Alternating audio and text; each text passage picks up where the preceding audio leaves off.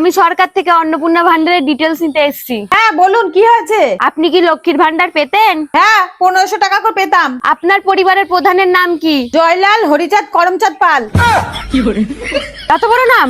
আচ্ছা নাও, তোমার পরিবারে কয়জন সদস্য আছে? 16 জন। 16 জন। ডিজিটাল রেশন কার্ড আছে আপনার? হ্যাঁ আছে।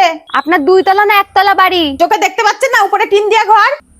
ঠিক আছে ঠিক আছে, কটা রুম আছে? দেখছেন না, একটাই রুম। আচ্ছা জমির দলিল আছে তো? এ দেশের না ও দেশের? ও দেশের মানে কি? আমি ভারতবর্ষের পশ্চিম বাংলার লোক।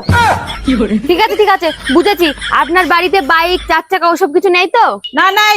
ও আচ্ছা, গরু ছাগল কিছু আছে নাকি? অন্নপূর্ণা ভান্ডার পেতে গেলে কি গরু ছাগল আছে কিনা তাও জানতে হবে? হ্যাঁ সব জানতে হবে, আপনি আছে কিনা সেটা বলুন। না, কুকুর ছাগল ভেড়া কিচ্ছু নেই। আচ্ছা, আপনার পরিবারে তো 16 জন সদস্য, কেউ চাকরি বাকরি করে নাকি? না না, সরকারি চাকরিও করে না, বেসরকারি চাকরিও করে না, লেবারের কাজ করে সব। তা বলছি, আপনার বাড়ির সবাই শিক্ষিত না অশিক্ষিত? সবাই শিক্ষিত, কিন্তু কেউ সরকারি চাকরি করে না। আপনাদের কি ক্রেডিট কার্ড আছে বা সাথে আর কিছু? পয়সাই নেই, আবার ক্রেডিট কার্ড, ব্যাংকের বই আছে এই অনেক। তা বলছি, আপনার শ্বশুরের বাড়ি কি এটাই, না আপনার হাজবেন্ড করেছে? তাই এবার জিজ্ঞাসা করবে না যে আমার শ্বশুরের বাবাকে কোন শ্মশানে পোড়ানো হয়েছে? তা কি 3000 টাকা কি আপনার মুখ দেখে দেবে নাকি?